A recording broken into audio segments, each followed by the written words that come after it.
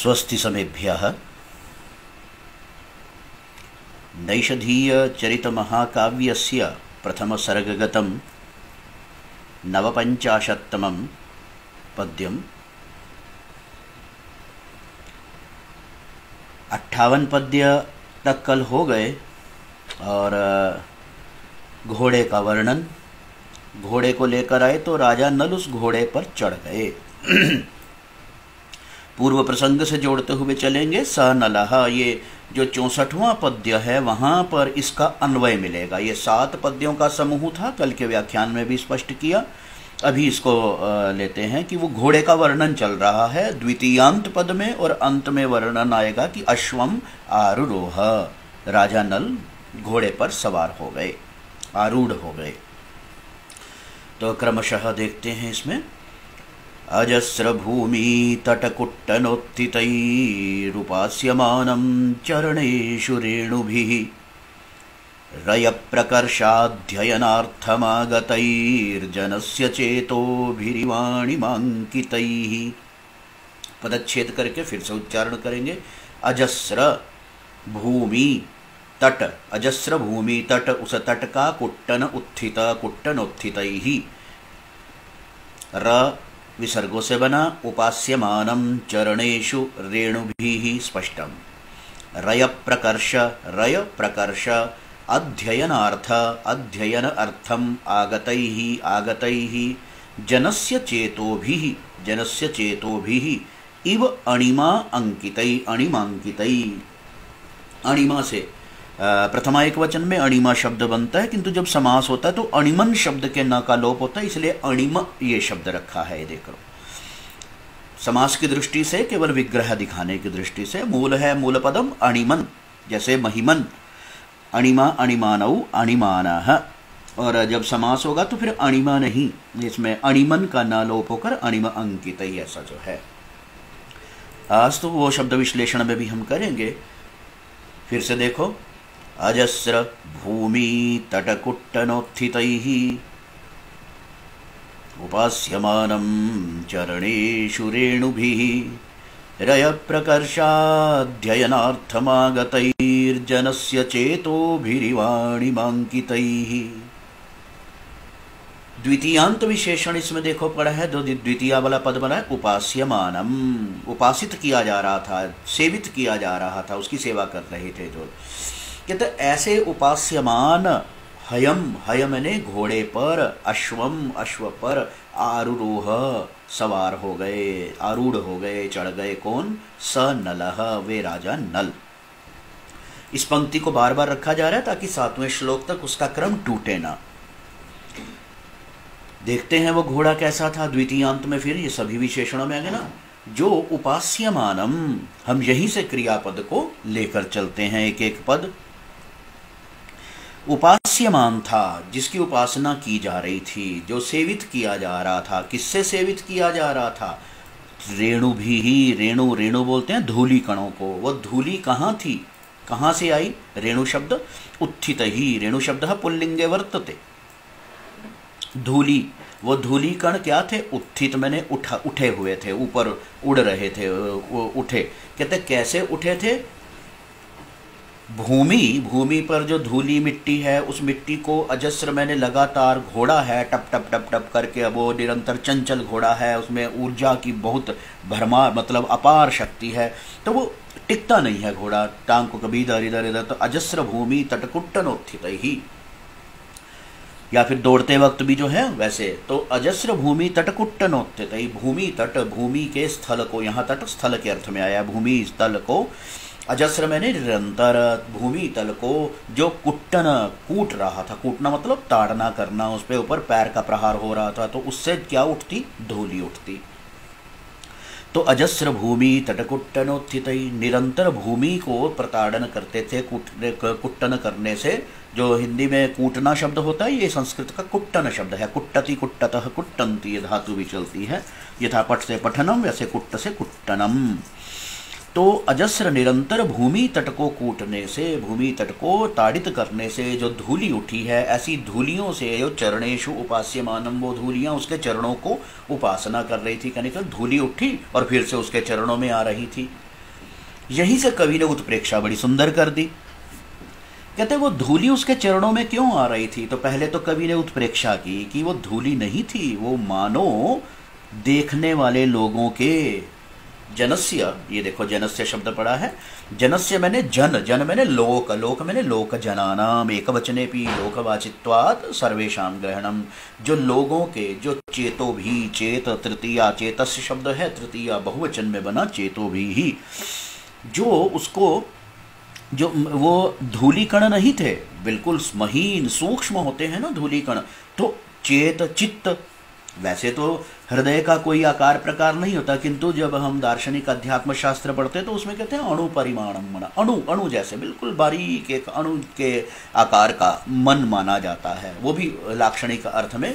तो चेतो भी इव अणिमा अंकित ही, कहते अणिमा से अंकित हृदय चित्त आगत ही आए हुए थे।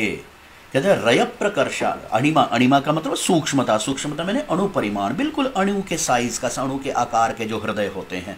वास्तव में तो हृदय का आकार कोई हो ही नहीं, वो तो एक भावनात्मक और उसी हिसाब से चलता है। मेडिकली देखा जाए तो उसका साइज फिर भी होगा 4-5 इंच के आसपास या इससे कुछ कम ज़्यादा, किंतु हम जिस चेत, जो चेतना शक्ति, जो चैतन्य युक्त जिस चित्त की बात कर रहे हैं, तो उसके लिए अध्यात्म आदि शास्त्र में अणु परिमाणम मनः, मन को बताया गया, अणु बिल्कुल सूक्ष्म एक अणु जितने आकार का बताया गया है। अस्तु, कवि ने इसको अपनी काव्य कल्पना में एक बड़ी सुंदरता से प्रस्तुत किया। रय प्रकर्ष अध्ययनार्थम आगत ही, सबसे पहले देखो ये कवि जो कल्पना की उड़ान भर रहा है ना, घोड़ा, पहले दृश्य उपस्थित कर लो, जो घोड़ा है वो पांव उसके बार बार हिल रहे हैं, तो वो उस अपने खुरों से, जो टाप्स है ना, वो बार बार भूमि का प्रताड़न कर रहा है, भूमि के कुट्टन से, भूमि प्रताड़न से धूलिकण उठे, धूलिकण उड़ने के बाद फिर से उसके चरणों में आ गए, तो वो चरणों में आने पर कवि ने कल्पना की कि वो धूलिकण उसके चरणों की उपासना कर रहे थे, उसके पास आके बैठे थे सेवा करने के लिए, सेवा करने के लिए, उपासना करने के लिए। क्यों थे? कहते वे धूलिकण नहीं, मानो वो देखने वाले लोगों के हृदय थे। वो हृदय किस रूप में आ गए? अणिमा रूप में आ गए, सूक्ष्म रूप में। तो उपमा के लिए समानता मिल गई कि धूलिकण भी बिल्कुल सूक्ष्म और हृदय भी जो दो लोगों के चित्त हैं वो भी बिल्कुल सूक्ष्म। अब लोगों के हृदय घोड़े के चरणों में क्यों आएंगे?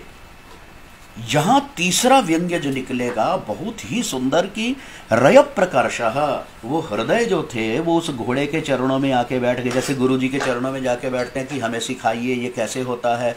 तो लोगों के हृदय भी उस घोड़े के चरणों के पास, रय मैंने वेग का, प्रकर्ष का अध्ययन मैंने अनुशीलन करने के लिए, सीखने के लिए, अर्थम के लिए भी होता है, जैसे ज्ञान के लिए ज्ञानार्थम, धन के लिए धनार्थम, गुणार्थम, वैसे अध्ययनार्थम। तो उस वेग के प्रकर्ष को सीखने या अध्ययन करने के लिए आए हुए थे मानो। तो जब मानो कर लिया तो उत्प्रेक्षा अलंकार तो हो ही गया। अणिमा अंकितई, अणिमा से अंकित लोगों के चित्त ही मानो वहां पर आगत ही आ गए थे। किसके लिए आ गए थे? रय प्रकर्षाध्ययनार्थम, वेग के अतिशय का अध्ययन करने के लिए आ गए थे। अब लोगों के हृदय को वेग का प्रकर्ष जानने के लिए क्यों उत्सुकता बनी? प्रसिद्ध है क्योंकि सबसे तीव्र गति किसकी मानी जाती है? अभी कल भी ये चर्चा चली, मनोजव, जव शब्द मनोजव का मतलब सबसे तीव्र गति मानी जाती है मन की। किंतु यहाँ पर मन भी अगर वेग का प्रकर्ष जानने के लिए घोड़े के पास आ गया है, तो इससे अभिप्राय क्या हुआ कि घोड़े की गति, ये भी देखो ध्वन्य अर्थ निकल रहा है, ध्वनि रूप से ये अलंकार है कि ग्रय प्रकर्षाध्ययनार्थम आगत ही, व्यतिरेक अलंकार भी हो गया। सबसे तीव्र गति मन की गति को उपमान रूप में प्रस्तुत किया जाता है, किंतु इस अलंकार के अंदर में व्यंग्यार्थ जब निकला तो भाव तो यही निकल रहा है कि घोड़े की गति मन से भी तेज है, तभी तो वो मन आके वहां टिक गए। तो इस पूरे श्लोक को सामान्य अर्थ से शुरू करेंगे, अन्वय के माध्यम से देखो। और ऐसे घोड़े पर राजा नल चढ़ है, ये अंतिम पंक्ति तो सबके साथ जोड़ते जाना। रय प्रकर्ष अध्ययनार्थमागत ही, रय मैंने वेग, वेग का प्रकर्ष, प्रकर्ष मैंने अतिशय, बहुत अत्यधिक वेग का। कि ये वेग कैसे, इतनी वेग कैसे बनता है, इस प्रकार की स्टडी करने के लिए, अनुशीलन करने के लिए, अध्ययन करने के लिए, जानने के लिए का शब्द क्या आया? अर्थम। अर्थ शब्द स्वयं ये ज्ञानार्थम, गुणार्थम, धनार्थम, तो वैसे अध्ययनार्थम बहुत अत्यधिक वेग को किस प्रकार से क्या किया जाता है, ऐसा अध्ययन करने के लिए आने वाले तृतीया में आ गया ना। तृतीया किससे मैच होगा? ये चेतो भी। वो चित्त किसके हैं? जनस्य। जनस्य मैंने लोकस्य, लोकस्य इति जनानाम। अणिमांकित ही, वो चित्त कैसे थे? अणिमा से अंकित थे, क्योंकि धूलिकण बिल्कुल बारीक सूक्ष्म दिखाई देते हैं, तो लोगों के हृदय भी सूक्ष्म रूप में थे, तो इसीलिए ये साम्य मिल गया, साधारण धर्म उनके पास आ गया, कवि के पास। तो चेतो भी इव, ये इव जो है उपमा में नहीं दिया है, ये उत्प्रेक्षा के अर्थ में दिया हुआ है कि चेतो भी इव, ऐसे धूली कणों से जो उपासित किया जा रहा था, कि धूली कण उसके चरणों की उपासना कर रहे थे। वो धूली कण क्या थे? कवि ने कहा मानो वो लोगों के हृदय थे। कितने आकार वाले थे? अणिमा अंकितई, अणुता से बिल्कुल सूक्ष्म अणु जितने आकार प्रकार वाले थे, परिमाण वाले। तो ऐसे लोगों के चित्तों के द्वारा, चित्त के द्वारा, चित्त उनकी उपासना कर रहे थे। तो लोगों के मन को घोड़े के चरण के पास आने की क्या जरूरत थी? रय प्रकर्षाध्ययनार्थम आगतई, कारण दे दिया कि वो वेग के प्रकर्ष का अध्ययन के लिए आए हुए थे, और उत्प्रेक्षा आ गई तो मानो सबके साथ जुड़ता जाएगा, संभावित अर्थ कर दिया। तो जनस्य तो धूली कहाँ से उड़ रही थी? अजस्र भूमि तटकुट्टनोत्थित ही। एक एक शब्द स्पष्ट हो गया है। इसको पूरे पद्य को एक बार सीधे करते हुए अर्थ, रय प्रकर्षाध्ययनार्थमागत ही, वेग के प्रकर्ष का अध्ययन करने के लिए आए हुए, जनस्य अणिमांकित ही चेतो भी इव, लोगों के अतीव सूक्ष्म आकार वाले चित्त के द्वारा, अतीव अणु परिमाण वाले चित्तों के द्वारा, चित्त हृदयों के द्वारा, इव मानो, वो रेणु भी से जुड़ेगा, इव, और रेणु भी का विशेषण क्या है? अजस्र भूमि तटकुट्टनोत्थित, निरंतर भूमि तट का, भूमि तल का ताड़न करते रहने से जो धूली कण उठे थे, वो धूली कण उनके चरणों में आके फिर से वापस पड़ रहे थे। तो ऐसे उन धूली कणों के द्वारा उपासित किए जाते हुए, सुपसेवित किए जाते हुए, तम हयम, लाइन वापिस जुड़ गई पंक्ति, तम हयम, उस अश्व पर नलह आरूरोह, वह राजा नल आरूढ़ हो गए। ये लो, हम इसको शब्दार्थ को भी देखो। शब्दार्थों को जो ज़्यादा ज़रूरी है उनको प्रथमांत में मैंने रख दिया। रयः, रयः नाम वेगः। तो समास में जैसे रयस्य प्रकर्षः, रय प्रकर्षः, रय प्रकर्षस्य अध्ययनम, रय प्रकर्षाध्ययनम, और उस अध्ययन के लिए रय प्रकर्षाध्ययनार्थमागतई, अणिम्ना अंकित ही, अणिमांकित ही, अणिम्ना जैसे लघु का लघिम्ना, महिम का महिम्ना बन जाता है, तो अणिमांकित ही। ये ऊपर देखो ना, जब पदच्छेद किया तो अणिमा शब्द नहीं लिखा मैंने, अणिम शब्द लिखा। वो इसलिए क्योंकि समास के विग्रह की अवस्था है, उसमें लोप तो हो ही जाता है, न का न लोप प्रादिपादिक, अणिमन का न का लोप हुआ और अणिम शब्द बचा। हिंदी में अणिमा, गरिमा ये सब चलता है, संस्कृत में भी टाप डाप की व्यवस्था है, किंतु प्रसिद्ध में ये अणिमन पुल्लिंग में जो है, तो इसको शब्द का परिचय देने की दृष्टि से भी ये चीज़ें ध्यान में रखने योग्य हैं।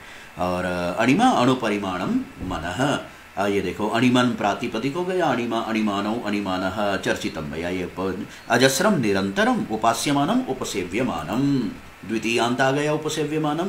ऐसे उपसेव्यमानम कम, तम, तम कम, हयम, हयम कौन? अश्वम, अश्वम पर कौन सवार हो गए? नलह आरूरोह, आरोहण कर लिया, आरूढ़ हो गए। ये आगे 64 में आने वाला है, इसलिए प्रत्येक श्लोक के साथ जब तक वो पद्य नहीं आएगा तब तक ये सबके साथ अन्वय जोड़ते जाना। इसको हम परिणत, इसको एक बार फिर से उच्चारण की दृष्टि से देखो, किंतु अब सारे जो भाव, सौंदर्य, कल्पना इसमें मन में आ गई हैं। अजस्र भूमि तटकुट्टनोत्थितैरुपास्यमानं चरणेषु रेणुभिः रय प्रकर्षाध्ययनार्थमागतैर्जनस्य चेतोभिरिवाणिमांकितैः।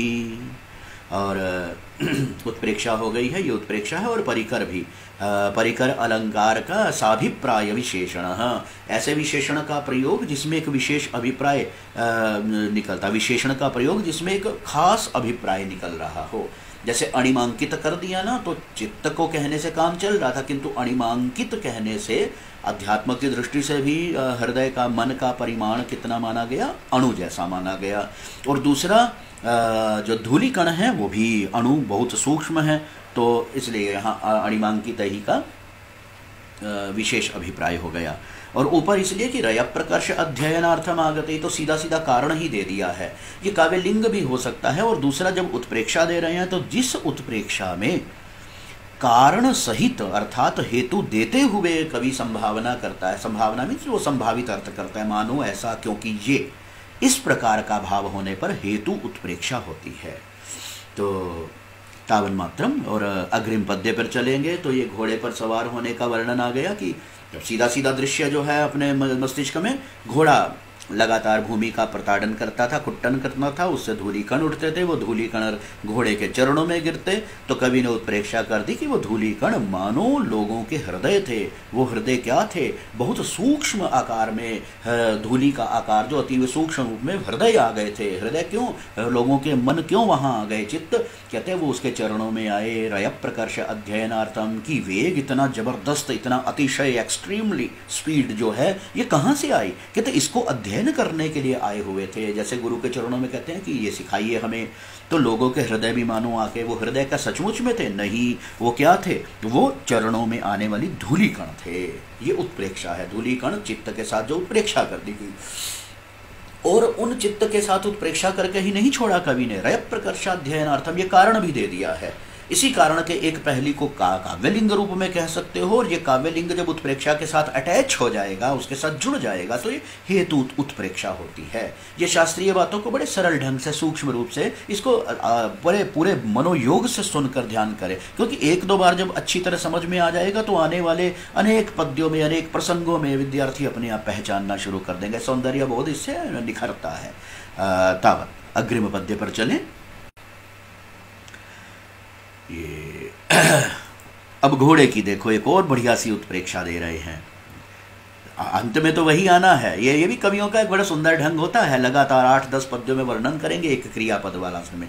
तो सनलह तम कैसे घोड़े पर, और देखो, चला चल प्रोथतया महीभृते स्ववेग दर्पानिव वक्तुमुत्सुकम् अलम गिरा वेद किलायमाशयं स्वयं हयस्येति च मौनमास्थितम्। कहते ये घोड़ा क्या था, पहले इस शब्दार्थ से पहले समझ लो कि घोड़े के जो ओष्ठपुट या कहें, या फिर घोड़े के होंठ या फिर नासापुट, ये दोनों का जंक्शन तो एक ही होता है ना। आगे जो पुट है उसका नथुने जिसको बोलते हैं, तो कहते हैं वो फड़फड़ाते रहते हैं, चल अचल चल अचल, यानी कि अति चंचल थे, फूलते रहते हैं ऐसे, कहते हैं नथुने फुलाना जो होता है। तो घोड़े का जो है ना वो उसी प्रकार से सबके मस्तिष्क में वो छवि बन गई होगी। तो घोड़ा अपने नथुने फुला रहा था बार बार। तो चला चल प्रोथतया, कहते महीब थे, तो वो चला चल प्रोथ है, उसके नथुने फड़फड़ाने से ही कवि ने क्या कल्पना की कि वो मानो कुछ बोलना, क्योंकि घोड़े के नथुने या फिर कहें तो घोड़े के ओष्ठ, मनुष्य में तो ओष्ठ बिल्कुल स्पष्ट लक्षित होते हैं, तो कि ये कुछ ना कुछ कहना चाह रहा है। जैसे कोई कहना हो तो पहले हरकत जो हल्की सी होती है ना, कवि ने उसी को बिल्कुल दृश्य रूप में उपस्थित कर दिया। कहते हैं कि वो घोड़ा अपने फड़फड़ाते या चंचल प्रोथ के नथुने से, ओष्ठाग्र या नासाग्र से क्या कहना चाहता था, कि वो कहना चाहता था राजा को स्ववेग दर्प, कि ये देखो इतना जबरदस्त है मेरा वेग। किंतु फिर उसने क्या सोचा, फिर बोला क्यों नहीं घोड़ा। तो वास्तव में ये उत्प्रेक्षा की भूमि है, कवि संभावना कर रहा है कि वो अपने फड़कते हुए नथुनों से, ओष्ठपुटों से मानो ये कहना चाहता था कि ये देखो मेरे वैसे ऐसे इतना जबरदस्त, इतना प्रबल, इतना तीव्र होता है मेरा वेग। किंतु अलम गिरा वेद, कहते हैं नहीं गिरा अलम, गिर मैंने वाणी, वचनों से कुछ नहीं, यानी कि बस कुछ कहने की जरूरत नहीं है। क्यों नहीं कहने की जरूरत है कि अयम स्वयं वेद, ये राजा तो स्वयं जानता ही होगा, इतना जानकर, इतने शास्त्रों का जानकार है, तो निश्चित है इसने अश्ववाजी इत्यादि सारे वेद जो हैं घोड़ों के बारे में और गज इत्यादि के बारे में जो वेद हैं, ग्रंथ हैं, उसमें सभी के लक्षण पड़े होंगे।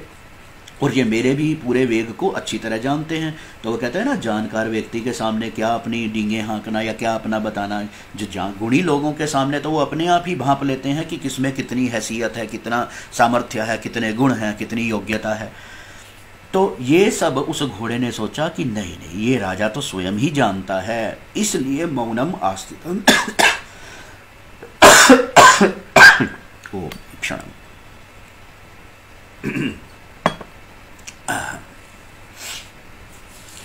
ये देखो दो विशेषण अभी आए ना, जब भाव तो स्पष्ट हो गया। घोड़ा कुछ बोलना चाहता था अपने वेग के बारे में, फिर कहा कि नहीं, राजा तो सब जानते ही, इसलिए वो चुपचाप खड़ा था। और ऐसे चुपचाप घोड़े पर, चुपचाप घोड़े का मतलब जो घोड़ा बिल्कुल मौन खड़ा था, ऐसे घोड़े पर राजा नल सवार हो गए। कवि की कल्पना भी देखो, अद्भुत।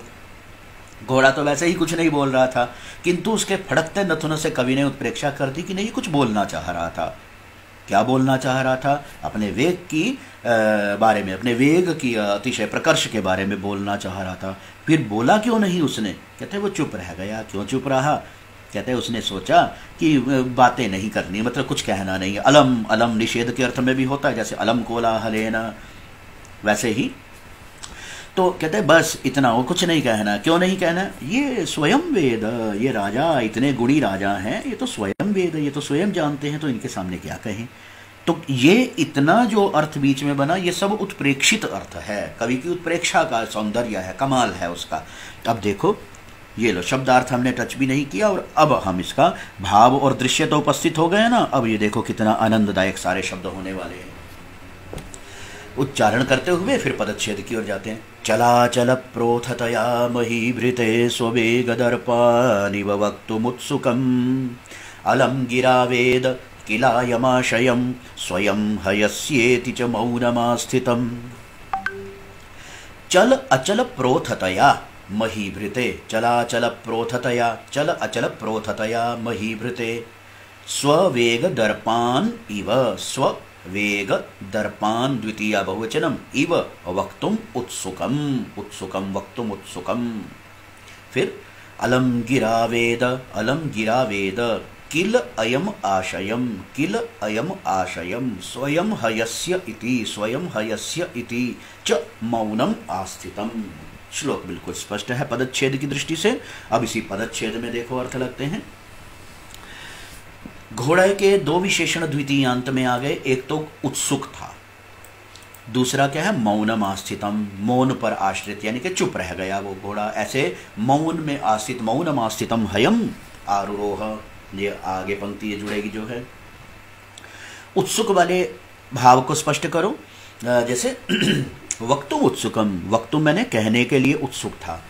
मानो किस चीज को वो कहना चाहता था घोड़ा? स्ववेग, अर्थ बिल्कुल स्पष्ट है, जितना भाव हम स्टार्ट करके चले हैं ना, प्रारंभ किया है। स्ववेग दर्पान इव, बहुवचन में आने का मतलब अपने वेग के गर्व को बताना चाहता था कि ये देखिए मेरे जो मेरी स्पीड है ना, मेरा जो मैं जितनी तेज चलता हूँ, उसकी ये गुणवत्ता है, उसकी ये योग्यता है, उसकी ये विशेषता है, इत्यादि इत्यादि, ऐसे गर्व वाली बातें। तो वो अपने वेग के दर्प के बारे में, अपने वेग के गर्व के बारे में, उसकी महिमा के बारे में, उसकी गरिमा के बारे में, मानो इव, इव इति उत्प्रेक्षायाम नतुपमायाम, मानो वक्तु मैंने कहने के लिए क्या था? वो उत्सुक था, ऐसे उत्सुक घोड़े पर। किंतु उत्सुक तो था, कहता है वो किसको कहना चाहता था? महीभृते, चतुर्थी आ गई है, महीभृत, भृतौ भृतः, चतुर्थी एक वचन है, महीभृते। वो उस राजा को कहना चाहता था। प्रसंग से किस राजा का ग्रहण? नलह, उस नलाय चतुर्थी में आ जाएगा। कहते हैं कि कवि को कैसे पता लगा कि वो कुछ कहना चाहता है? उसके कुछ बॉडी लैंग्वेज से कुछ पता लगा। बिल्कुल, पहला विशेषण ही देखो क्या है, चल अचल प्रोथतया, कभी चल कभी अचल, कभी चल, यानी कि अति चंचल, निरंतर कुछ ना कुछ उसमें मूवमेंट, हरकत हो रही थी, यानी कि फड़कते हुए। प्रोथ, प्रोथ बोलते हैं नासा जो है नासापुट, और या फिर घोड़े के नथुने होते हैं उसके लिए है, या फिर घोड़े के ओष्ठ भाग दोनों एक ही जंक्शन पर मिलते हैं, तो इसीलिए मनुष्य में तो दोनों अलग अलग दिखाई देते हैं, किंतु पशुओं में अधिकांशतः वो नासा का अग्रभाग, नासापुट, और ओष्ठ का अग्रभाग बराबर ही। तो प्रोथतया, चलाचल प्रोथतया, उसके फड़कते नथुनों से मानो वो ये कहना चाहता था कि मेरा वेग इतना प्रबल है।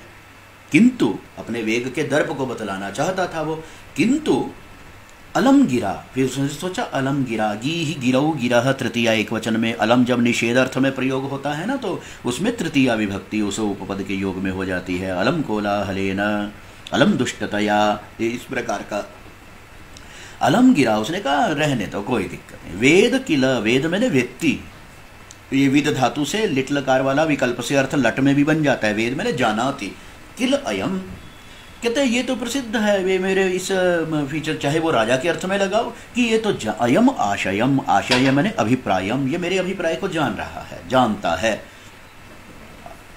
जानता है का मतलब कि जो जानकार है व्यक्ति उसके सामने क्या बतलाना, तो ये मेरे आशय को जानता ही है। ये राजा मेरे आशय को, मेरे अभिप्राय को, मेरे इस गुणवत्ता को सब जानता ही है, स्वयं स्वयं ही जान रहा है। हयस्य, हाँ मेरे ही क्यों, हयस्य मैंने घोड़ों की, यानी कि घोड़ों के जितने भी गुण होते हैं, उनके जो लक्षण और योग्यताएं या उनका विशेषताएं होती हैं, वे राजा तो स्वयं जानता है। हयस्य, हय अश्व को बोलते हैं। इति च, और इस प्रकार से मौनम आस्थितम, वो बोलना चाहता था किंतु फिर चुप रह गया। बोलना क्यों चाहता था, वो अपने वेग के दर्प को बताना चाहता था। किसे बताना चाहता था, महीभृते राजा को बताना चाहता था। अब कवि को ऐसा कल्पना करने का बीज कहाँ से मिला, उसके फड़कते हुए नथुने देखकर, कि उसके नासापुट या ओष्ठाग्र भाग को जब चंचल रूप में, अति चंचल रूप में कवि ने कल्पना की कि वो मानो ऐसा है कि कुछ बताना चाहता था अपने वेग के दर्प के बारे में, अपने वेग के गर्वीलेपन के में, मेरा इतना वेग है ऐसा बताना चाहता था। फिर उसने कहा कि नहीं रहने दो, कुछ बोलने की जरूरत नहीं है। अलम गिरा, क्यों नहीं जरूरत है, कहते अयम आशयम स्वयं हयस्य वेद, ये तो घोड़े के सारे लक्षणों को, सारे गुणों विशेषताओं को खुद ही जानने वाला राजा है। इति च मौनम आस्थितम, और ऐसा सोचकर वो खामोश था, मौन था। मौनम आस्थितम, मौनम आश्रितम, मौन पर टिका था, कहने का मतलब कुछ नहीं बोल रहा था। तो बोलने की उत्सुकता का और कुछ न बोलने का, ये दो तो कर दी गई उत्प्रेक्षाएं, और दोनों उत्प्रेक्षाओं का कवि ने कारण भी प्रस्तुत कर दिया। बोलने की उत्सुकता का कारण कहाँ से मिला, चलाचल प्रोथतया, और चुप रहने का कारण क्या मिला, उसे तो घोड़े ने सोचा होगा, सोचा कि रहने दो, ये राजा सब कुछ जानते ही हैं, इतने गुणवान विद्वान और पराक्रमी हैं, तो सबके लक्षण ये जानते ही हैं, तो इनके सामने क्या कहना। तो कुछ न होने पर भी कवि ने पूरा उपस्थित कर दिया।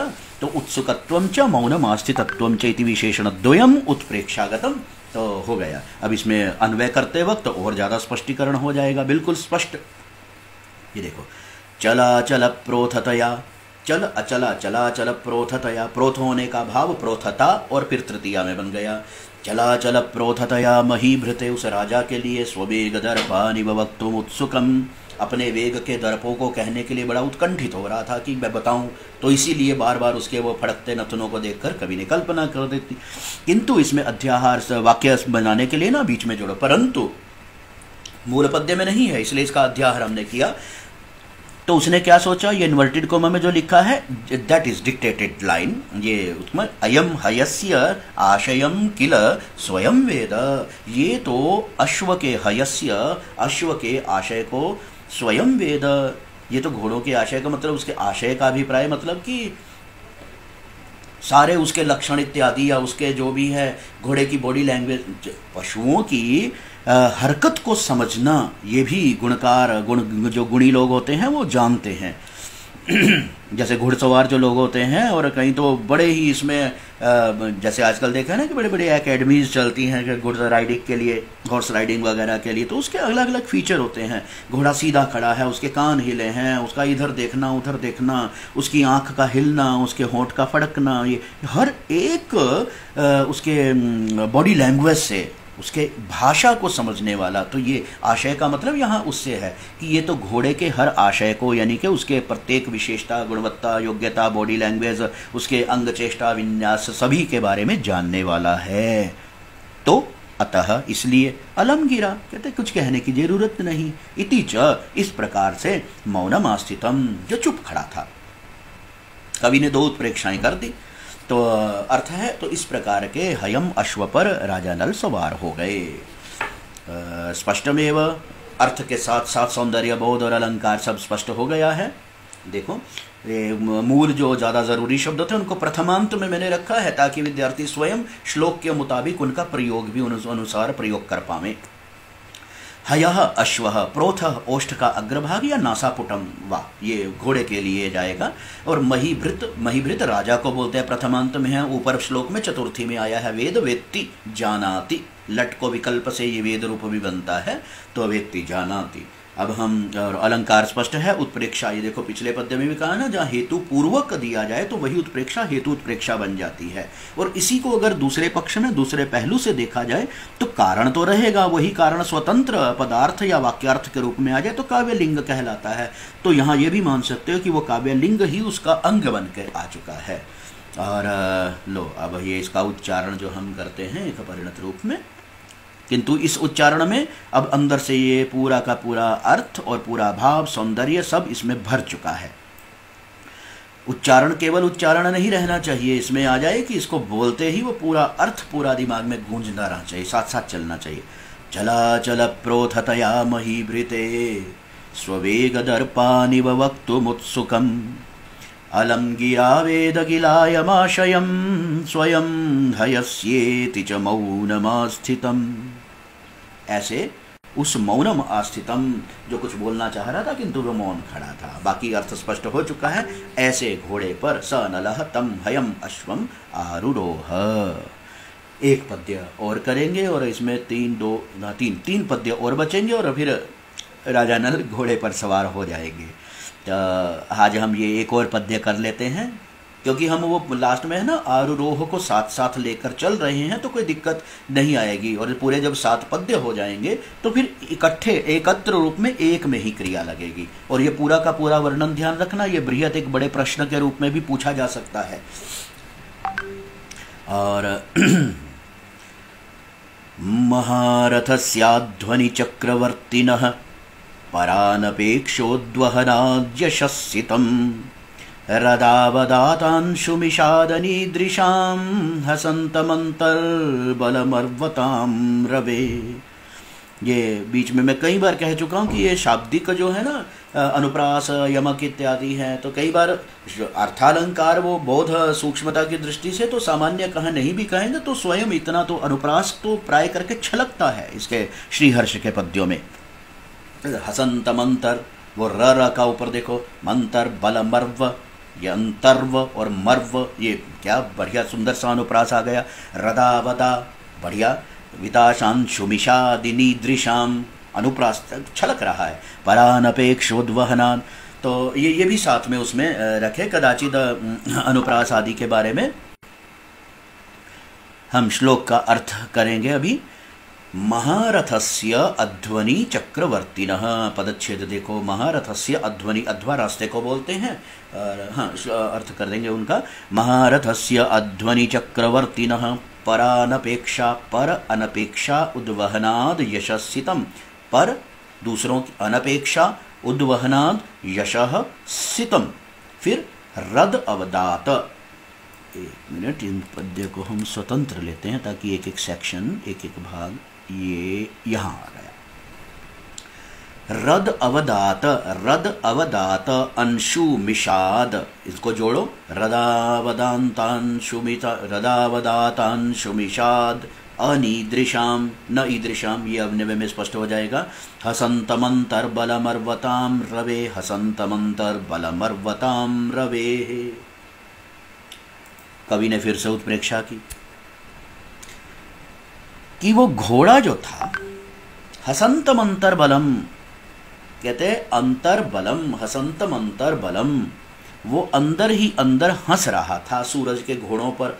एक मिनट, इसको हम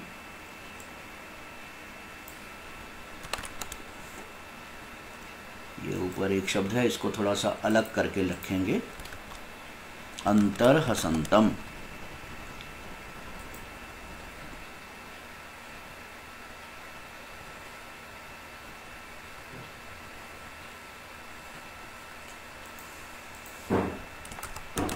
अंतर बलम।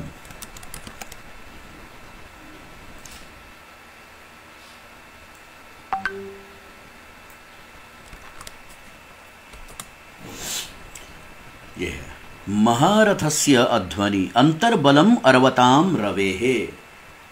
रवेः सूरज के, रवि षष्ठी में बना, रवेहे। बलम अर्वताम, अर्वन मैंने होता है घोड़ा, षष्ठी में बना बहुवचन में सूरज के घोड़ों के। बलम मैंने बल को, अंतर हसंतम मैंने अंदर ही अंदर हंसते हुए, जैसे मुंह पक्का करके हंसते हैं ना किसी का उपहास करने के लिए। तो ये जो घोड़ा था उस राजा नल का, वो क्या कर रहा था, सूरज के घोड़ों का। उत्प्रेक्षा अभी स्पष्ट होने वाली है, किंतु पहले उसका आनंद लेते चलो। ये कितना सौंदर्य बिखेरा है कवि ने। कहते वो घोड़े क्या थे, कहते वो हंस रहे थे। हसंतम, घोड़ा बहुवचन नहीं, ये उसका एक वचन में, ये देखो हसंतम आ गया ना, क्योंकि ऊपर ये जुड़ा है हयम, ऐसे अश्व पर चढ़े। तो हसंतम द्वितीया में फिर आ गया कि ऐसे हंसते हुए। वो कैसे हंस रहा था, अंतर हसंतम, जब अन्वय बनाएंगे तो अंतर हंस के साथ जुड़ जाएगा। अंतर हसंतम, अंदर ही अंदर हंस रहा था, मुंह पक्का करके जैसे हंसते हैं ना, कि किस पे हंस रहा था, वो हंस नहीं रहा, कवि ने उत्प्रेक्षा की है ये कि हसंतम अंतर, अंदर ही अंदर वो हंस रहा था। कहते अर्वताम बलम, सूरज के घोड़ों के बल के ऊपर हंस रहा था कि सूरज के घोड़ों की ताकत देखो, ये इतनी ही है क्या। तो इस प्रकार से वो हंस रहा था। अब हंसने में कवि को क्या ऐसा दिखा कि कवि को कल्पना उत्प्रेक्षा करनी पड़ी।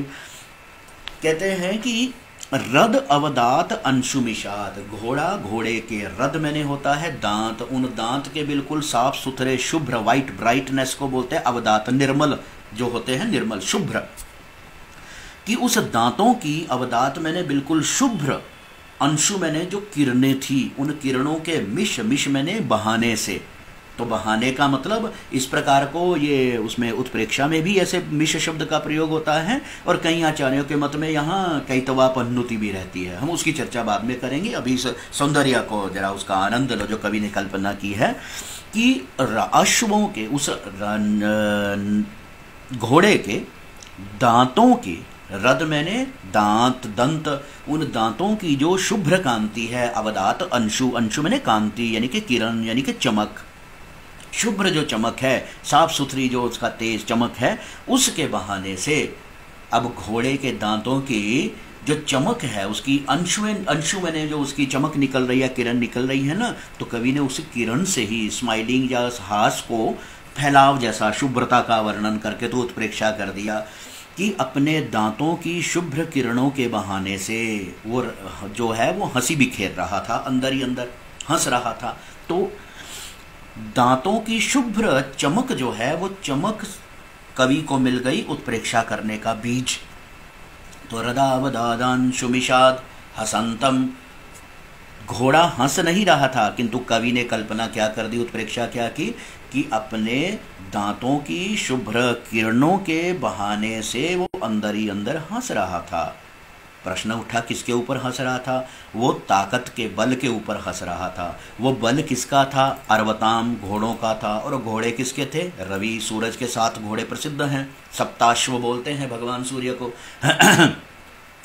कहते सूरज के घोड़ों पर भी वो हंस रहा था। तो हंसने का मतलब तो यही हो गया ना कि जब किसी का बल या किसी को, ये देखो सूरज के 7 घोड़े, तो उसमें सूरज को, भगवान सूर्य को कितने घोड़े खींचते हैं, 7। तो कहते हैं इसका मतलब कि उन 7 घोड़ों की ताकत इतनी नहीं है कि वो अकेले सूर्य भगवान को ले जा सकें, उनके रथ को खींच सकें। तो इसलिए उनको एक एक घोड़े को बाकी 6 घोड़ों की अपेक्षा रहती है, मतलब कि परस्पर आपेक्ष, आप सापेक्ष हो गए ना। तो एक दूसरे की अपेक्षा रखने वाले सूरज के घोड़े, सप्त प्रसिद्ध संख्या, इसलिए हमें पता लग गया कि यहाँ बहुवचन, कि सूरज के 7 घोड़ों के बल के ऊपर अंदर ही अंदर वो हंस रहा था।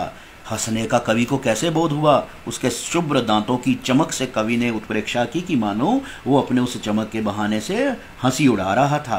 कहते हैं क्यों उड़ा रहा था, अनीदृशाम, ईदृश मैंने ऐसे, और न ईदृश मैंने जो वैसे नहीं थे, यानी कि मेरे जैसे नहीं है। इसलिए कैसे, वो देखो मेरे जैसे कैसे, मतलब वो घोड़ा क्या सोच रहा है कवि के कल्पना के अंदर।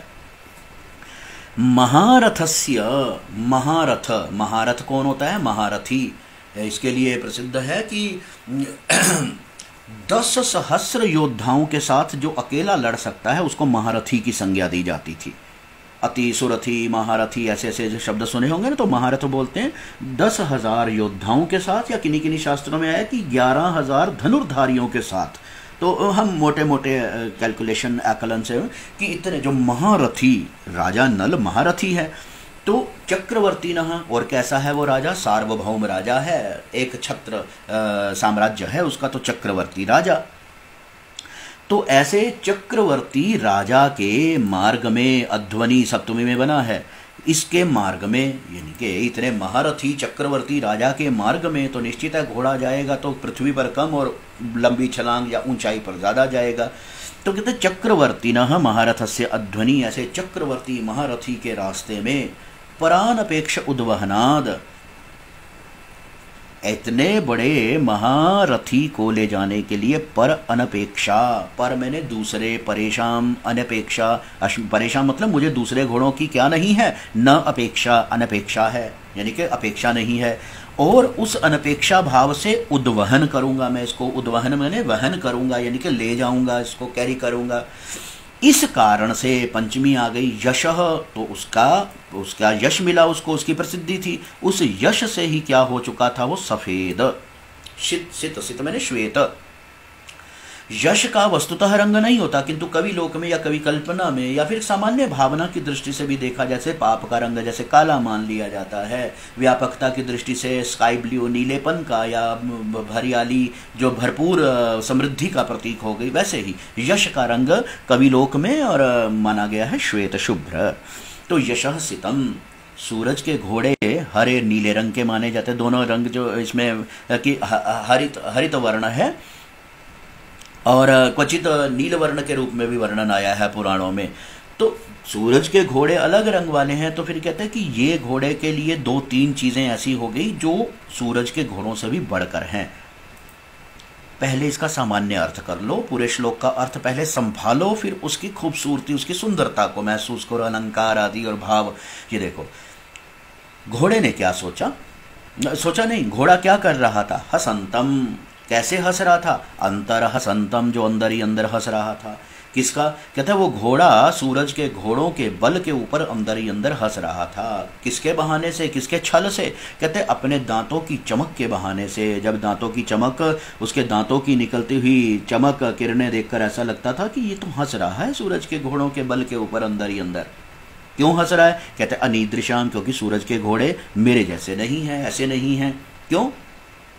क्यों नहीं है, क्योंकि सूरज के घोड़ों को साथ इकट्ठे मिलकर एक दूसरे की अपेक्षा रखते हुए वहन करना पड़ता है, ले जाते हैं वो रथ को, किंतु परानपेक्षा, किंतु मैं कैसा हूं, मैं तो इस महारथी चक्रवर्ती महारथी राजा के मार्ग में दूसरे की अपेक्षा नहीं रखता हूं और उद्वहन कर लेता हूं। इस प्रकार उसका यश था, इतना उसको गौरव प्राप्त था, इस यश के कारण ही उसका रंग क्या हुआ था, सफेद। तो ये कल्पना और हो गई। तो यशस्सितम, उस यश से जो श्वेत बना था, तो सबसे प्रबल तो इसमें हो गया व्यतिरेक अलंकार, तो स्पष्ट ध्वनित हो ही गया इसमें, क्योंकि सूरज के घोड़े सबसे ज्यादा गतिशील माने गए, किंतु जिसको उपमान रूप में प्रस्तुत किया उसको ही डाउन दिखा दिया गया, ना, व्यतिरेक उपमानाद यदन्यस्य व्यतिरेकस्य एव स, कई बार आ चुका है व्यतिरेक। तो ये हो गया महारथस्य, तो ये व्यतिरेक ध्वनित भी हो रहा है, उत्प्रेक्षा का पूरा इसमें सौंदर्य बिखरा हुआ है। और काव्यलिंग भी हेतु रूप में, या तो हेतु उत्प्रेक्षा मान लो या फिर उत्प्रेक्षा के साथ काव्यलिंग, ये दोनों का जोड़ा रख सकते हैं। बारीकियां सब स्पष्ट हो चुकी हैं, अब जरा अन्वय के द्वारा गुजरते हुए ये देखो हो गया पद्यम इदम स्पष्टम सर्वतः भावेन। तो महारथस्य चक्रवर्तिनः अध्वनि, इस महारथी चक्रवर्ती राजा के, महारथस्य इति षष्ठी चक्रवर्तिनः इति षष्ठी, इस राजा के चक्रवर्ती राजा के अध्वनि मैंने मार्ग में अध्वन शब्द मूल होता है, अध्वा अध्वानौ अध्वानः सप्तमी एक वचने अध्वनि, पर अनपेक्षा उद्वहनाद, पर मैंने दूसरों की, इसको क्या है मतलब इसको मतलब इस घोड़े को, कि वो घोड़ा क्या सोचता है कि नहीं मुझे दूसरों की अपेक्षा नहीं है, उद्वहनाद, क्योंकि परानपेक्ष होकर दूसरों की अपेक्षा न रखते हुए मैं इसका वहन करने में, इसको ले जाने में समर्थ हूँ राजा को। तो इस प्रकार से यशस्सितम, इस यश से जो शुभ्र बन चुका था, उत्प्रेक्षा स्पष्ट हो गई।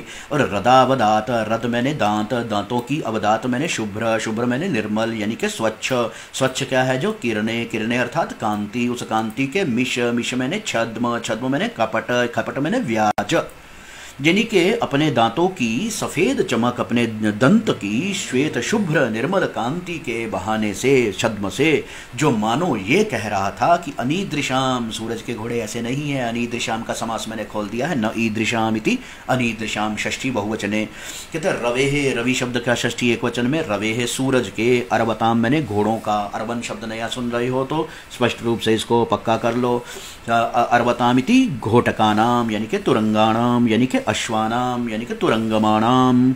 हयानाम, हय शब्द कहते सूरज के घोड़ों का।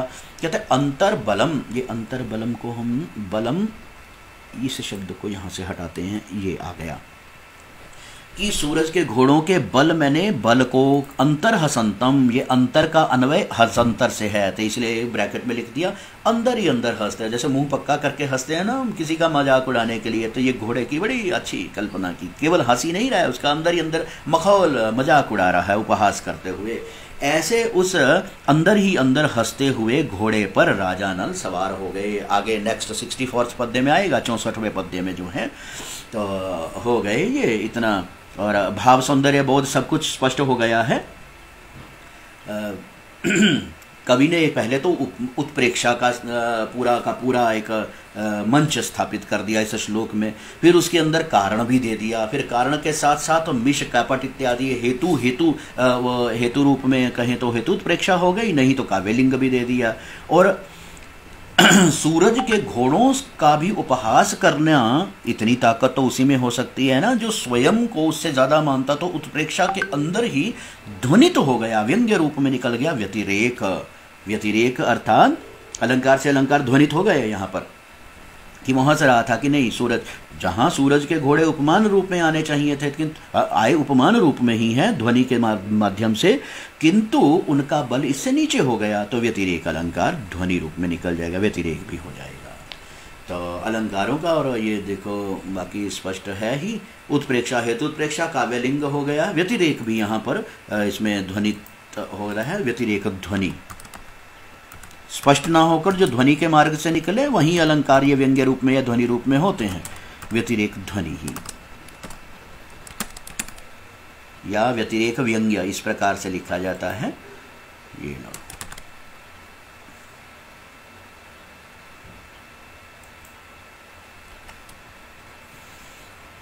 व्यतिरेक ध्वनि, इसको हम नीचे ले लेते हैं, ये स्पष्ट और अर्थ क्लियर हो गया इसका।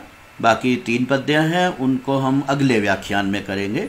एक बार इसको वही फाइनल टच, परिणत उच्चारण, किंतु अब ये उच्चारण केवल अकेला उच्चारण नहीं रहा, शब्द, अर्थ, भाव, सौंदर्य बोध, अलंकार, शब्दों का अंदर का विश्लेषण सब साथ के साथ लेकर चलते हैं।